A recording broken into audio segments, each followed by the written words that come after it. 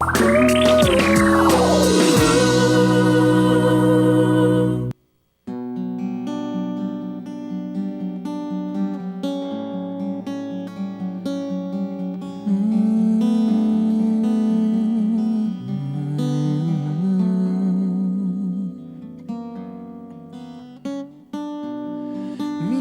vida eu entreguei, um amanhã eu já ganhei. Hoje eu tenho a paz do meu Senhor. Sinto o céu dentro de mim, e quando o mal diz que é o fim, as minhas lágrimas entrego a quem tudo sabe. Antes mesmo que eu pense ou fale, Ele já orquestrou uma saída. E quando eu vejo uma porta aberta, é o caminho que me alegra. É assim que Ele aumenta minha fé. Os que estão com Jesus são renovados com amor, aceitam a aprovação, são glorificados na dor e correm sem se cansarem, conseguem ir mais além, porque já são vencedores.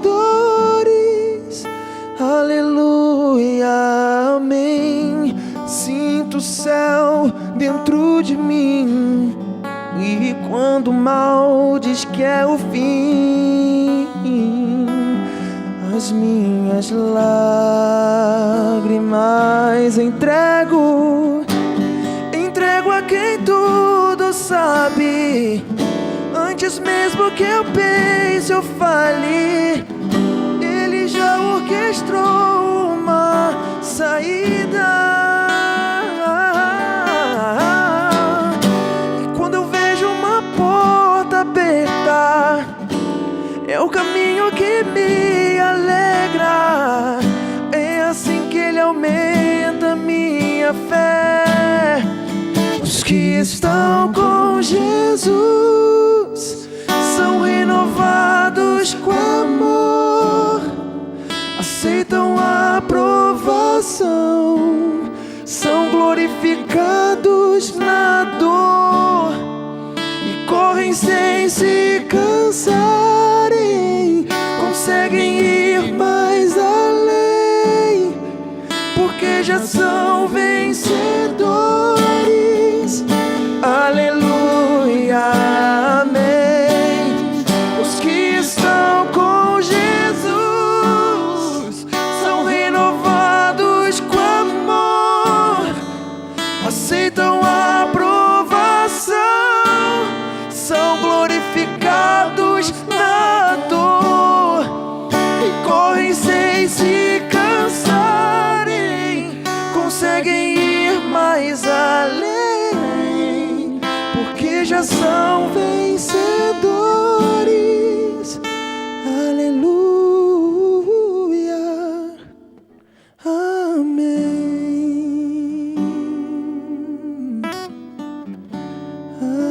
Aleluia, amém, Senhor. Amém. Música linda. Estamos de volta, Luciana. Voltamos pela primeira vez aqui no segundo Conexão. bloco, Chapolin. Você chamou o primeiro intervalo e eu estou voltando no primeiro intervalo aqui no Conexão. 1 hora agora para você curtir com a gente. Já quero deixar a dica, em hashtag fica a dica para vocês aí. Participem, enviem perguntas. A gente tem 1 hora agora. Dá para ler comentários de todo mundo, perguntas de todo mundo. Tem tempo para a galera aqui cantar, tem tempo para a Luciana falar e para eu interagir aqui com vocês. Olha só, quero ler alguns comentários aqui do nosso Facebook. Já vou dar a dica para vocês também. Entre no nosso Facebook, curte a nossa página e vamos ajudar esse ministério a avançar. O Luiz Fernando, ele está falando o seguinte: que saudades eu estava de vocês, fazia um tempão que não via. Então, o Luiz está de volta e o próprio Luiz, ele está falando o seguinte: meu pai tem câncer, o médico deu um tempo limitado de vida para ele, mas cremos que o estado dele, o estado dele, né, e o Cristo Jesus, o médico dos médicos, mudará esse quadro. Então a gente crê nisso também, vamos orar pelo seu pai. Tem aqui também o Anderson Luiz, ele fala para mandar um abraço para a galera de Mococa. Eu não sei onde é Mococa, mas Anderson, um abraço para a galera de onde fica Mococa. Mococa. Antes de dizer aí, pelo menos o estado, qual que é o estado, se é no Brasil, se é nesse país, nesse mundo, ou sei lá. E tem também o Lucas Nina, ele fala pra gente mandar um abraço pra galera de São Luís do Maranhão. Tem muita gente que assiste a Novo Tempo em São Luís do Maranhão. A galera de Coritiba também ligada com a gente. E o Michel, ele fala assim, simplesmente maravilhoso. E o poder de Deus, como sempre, agindo poderosamente. 1 hora de programa, o poder de Deus agiu para ter 1 hora de programa aqui no Conexão. Abraço a todos vocês, galera massa do Conexão. Massa é o quê? É Salvador, que a galera fala massa? Pessoal no Nordeste, Aracaju, o pessoal fala massa fala também. Fala massa também. Então tá massa tá agora. Um abraço para Conexão. vocês aí que fala massa. Tá muito legal. Olha só, hoje no Conexão estamos tratando de um assunto sério. Hoje estamos falando, amanhã é o Dia Mundial de Combate ao Câncer. E hoje estamos aqui com a história da Juliana, que enfrentou logo cedo essa história, mas está aqui, superou a doença junto com a família dela, né, Ju? Tá bem. Hoje. Tô feliz. E agora eu recebo aqui no nosso segundo bloco a Jéssica, que é psicóloga, não é isso, Jéssica? Boa noite, tudo bem? Boa noite. Parabéns pelo Dia do Jornalista, não é, verdade, mesmo? Parabéns aos jornalistas, a estudantes. 7 de abril. Vocês. Eu não sou jornalista, mas eu vou receber o abraço. Mas você atua. Senão eu não vou receber abraço Parecido, nenhum. digamos assim. Obrigada pelo convite. É Segunda muito bom estar aqui vez, com Jéssica você. aqui com a gente. Seja bem-vinda, Jéssica. Obrigada. Agora, Jéssica, qual a importância, assim, de você estar com o emocional bem equilibrado para enfrentar uma situação como essa, que não é apenas a pessoa que está passando pela doença que fica abalada, mas a família também fica. A gente viu a Leila falando aqui no primeiro bloco, que o pai dela também que participou com a gente aqui no primeiro bloco, o seu Daniel, que é um choque, né? A família não espera, ninguém espera um diagnóstico desse, principalmente para uma filha pré-adolescente, né? Qual a importância de você ter um emocional preparado para lidar com toda essa situação? Olha, difícil dizer que temos um emocional preparado para uma situação como essa. Então, emocional equilibrado, eu não sei. Mas ferramentas que nós podemos ter na nossa estrutura, na nossa personalidade, nas nossas vivências, para lidar com essa experiência, que é uma experiência traumática, pode ser uma experiência traumática, que causa um desequilíbrio emocional momentâneo ou não, eu acho que todos nós temos esse recurso. Então, eu creio que é uma situação muito difícil pela própria carga social da palavra. Câncer, hoje, quando você fala, por mais que a Juliana ela não tenha tido, de fato, câncer, ela passou-se pela dúvida de poder ser, e isso causa esse tipo de impacto. Meu pai, ele teve câncer e eu chorei, nossa, copiosamente quando ele falou sobre isso, porque só a palavra, mesmo sem você saber qual é o tratamento, pesado, né? se vai fazer químio, se vai fazer rádio, se vai só tomar remédio oral, se não é, então já é uma coisa que traz uma carga que desestrutura a gente. Então o ideal é que nós tenhamos um emocional que nos dê estrutura, que nos dê ferramentas e condição para lidar com os desafios que vão vir dali em diante. E isso eu acredito que vem muito tanto do indivíduo, mas vem também das pessoas ao seu redor, que num primeiro momento, e o momento mais importante, digamos assim, é a família da gente, é pai, mãe, irmão. Agora, eu estava conversando com a Juliana antes do programa, eu falei assim, Juliana, qual foi o momento mais crítico? Assim, ela disse, Luciana, eu lembro de alguns, mas levemente, assim, porque a família esteve muito presente, um apoio também muito forte. Como que foi, Leila, para você, assim, administrar essa situação da Juliana e administrar também essa harmonia familiar, né, para vocês juntos enfrentarem esse problema? Como que foi? Olha, cada dia que você passa é uma surpresa. Cada dia é uma surpresa. E a gente tentava fazer de conta que não estava sendo difícil, né? Então, quando a gente pegava os exames, principalmente quando eu ia com ela no laboratório, eu voltava para casa, deixava ela na escola, aí sim eu chorava, aí eu contava para o meu marido, mas na frente dela nunca eu fiz isso. Tá, e você sentiu esse apoio, Ju? Como que foi, assim, pra você? Eu senti tanto apoio que eu não sentia a doença, assim. Eu sentia pelo que os outros me contavam da minha aparência. Porque meus pais continuavam me tratando normal, falavam comigo, mesmo tudo. Só que o pessoal olhava assim e falava, ih, tá caindo cabelo. Quais foram as alterações, assim, físicas que mais te impactou, assim, no tratamento? Então, foi que eu engordei muito e muito rápido. Eu engordei tempo, 12 né? quilos e eu era magrelinha de tudo. Então, eu engordei muito, muito rápido. Apareceu muita espinha em mim. Caiu meu cabelo e eu me cansava muito. Eu sempre fui bem elétrica, assim. Então, se eu fosse do banheiro pro meu quarto, eu já cansava, já queria dar uma dormidinha, já cansava muito. Então, isso, assim, que me assustou. Mas, na verdade, o que eu percebi que estava acontecendo comigo, não fui eu que percebi. Os outros comentavam. Na sala, as meninas sempre passavam a mão no meu cabelo. Elas passaram, Zeca, que nojo, caiu um tufo. Hoje eu dou risada, né? Porque é criança. Só que eu fiquei assustada. Aí, outra vez, a professora de biologia comentou, olha, gente, não comam chocolate na sala, porque faz mal, porque pode dar espinha. E todos, em conjunto, os meninos da minha sala olharam, professora, você tem que falar isso pra Juliana, olha a cara dela. Aí eu já fiquei olhando assim, e cheguei assim em casa, já passei a tesoura na franja, fiquei com metade do cabelo franja, né? Então ficou pior do que já tava. Agora, como lidar, por exemplo, Jéssica, a pessoa já recebeu um diagnóstico, né? E tem toda a alteração da saúde, que está ficando debilitada com o tratamento, e aí vem a mudança, assim, às vezes engorda, como foi o caso da Juliana por conta do tratamento, cabelo caindo. Como lidar com essa mudança, assim, emocionalmente? Olha, as pessoas nem sempre elas podem ser positivas ao nosso redor. Eu costumo falar, a Juliana do NASP, eu falo bastante lá, eu costumo falar, o mundo carece de empatia. Pessoas empáticas que se colocam no lugar do outro. É claro que estamos falando de criança, de 10, 11 anos, que talvez nem sabiam ao certo qual era a situação dela, mas o conhecimento do quadro pode ajudar. Mesmo ela sendo criança, mesmo as outras pessoas sendo crianças, eu acho que às vezes a gente perde uma oportunidade de ensinar, de desenvolver um valor na criança por acreditar que ela não tem condição de saber sobre câncer.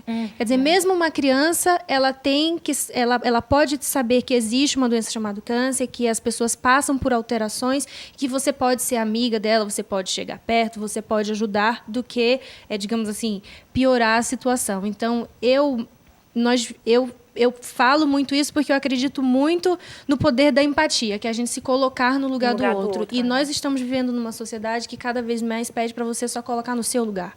Então, qualquer oportunidade que nós tenhamos de exercitar essa habilidade de ver a situação pelo olhar do outro, que, por exemplo, eu estou imaginando a situação dela aqui. Então, imagina, a sua filha está numa situação em que é uma doença grave, que passou pela suspeita de câncer, está caindo o cabelo, a filha, mãe, mas por que está acontecendo? Você fica sem saber, eu falo, eu não falo, eu choro na frente dela, eu não choro.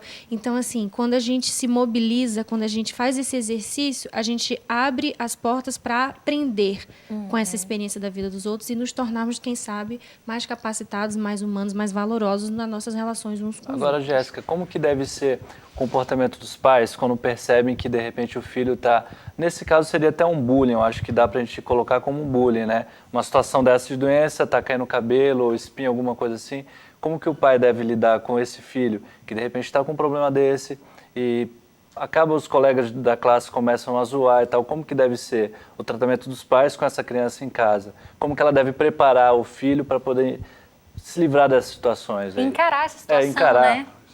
De uma forma geral, para uma criança ela se sentir capacitada para desbravar o mundo, né, que é quando a criança está lá entre os seus 7, 8 anos que ela começa a ir para a escola, de uma forma geral, o que nós costumamos dizer é que o ideal é que ela tenha na família um apego seguro, um apego emocional seguro, ou seja, que ela se sinta acolhida em suas necessidades emocionais, que ela se sinta acolhida quando ela está triste, quando ela está com raiva.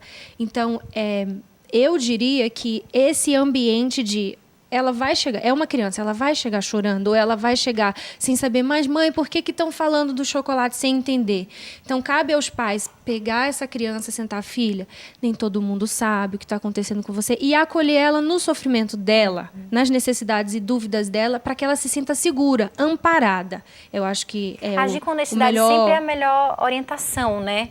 Sim, eu acho que honestidade é sempre a melhor forma de agir.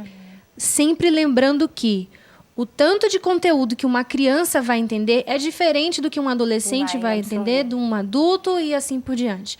Então, talvez você não vai chegar e dizer termos técnicos, vai explicar tudo da doença, mas olha, você está com essa patologia, você vai sofrer algumas mudanças. Preparar, ó, vai cair o seu cabelo, mas não se preocupa, cresce de novo, você continua linda, mamãe te ama do jeito que você é, papai te ama do jeito que você é, a gente está aqui. Se alguém fizer um comentário maldoso, não leva em consideração. E eu acho que também uma proatividade dos pais em, quem sabe, ir até a escola, explicar a situação e a escola ser um parceiro a mais no combate a essa situação, como apoio social, ao invés de discriminar. Não que as escolas elas façam isso de propósito, nem nada assim, mas assim, a escola ela tem que somar ao que os pais fazem na sala de aula. Ou na sala de aula, não, me perdoe, em casa. Então, eu acho que se nós somamos na igreja, se todo mundo é um apoio, a gente cria uma rede que ajuda esse apoio, essa capacidade a Juliana, de superar. Ela teve essa experiência na fase ali, juvenil e tal, mas essa é uma realidade que muitos jovens enfrentam. Às vezes, não com tanta assim, expressividade como uma criança, de chegar e falar na sua frente, mas às vezes a gente pode sofrer uma resistência, às vezes né, não brincar como criança faz, porque é extremamente sincera, mas às vezes uma rejeição. Isso é uma realidade no meio jovem e também quando você cresce no universo de adultos também, né? Sim. 11 anos já é a idade dos grupinhos, das brincadeirinhas, dos comentários. Né? Nem tanto Luluzinha, né, e tal, já não tá mais menininho, menininha, mas sempre tem essas brincadeiras. E cabe a nós, adultos que estamos ao redor, a mostrarmos as melhores formas deles desenvolverem valores de amizade, de relacionamento, de respeito, de comunicação, que começa desde casa e vai até o final da vida. E essa é uma dica não só para as crianças, né? Uma Sim, dica pros jovens. vai até o final da vida. Então, se você ainda não tem, não se preocupe, você ainda pode adquirir esses valores, essas habilidades. Tá, Com certeza. Chapolin, terceiro bloco, Luciana, hein? pois é, tá chegando, quero aproveitar antes desse bloco, quero mandar um abraço aqui para Maiara, ela é lá de Balsas, no Maranhão também, um abraço para Maiara. E tem a resposta de onde fica Mococa, interior de São Paulo. Zona Leste, ele falou alguma coisa assim. Mas eu quero aproveitar o nome e já mandar um abraço pra Moca, que é em São Paulo. E é do bairro dos italianos. Luciana, vai aqui. Então, nesse ritmo da Itália, vamos para o próximo bloco e voltamos já. Capite?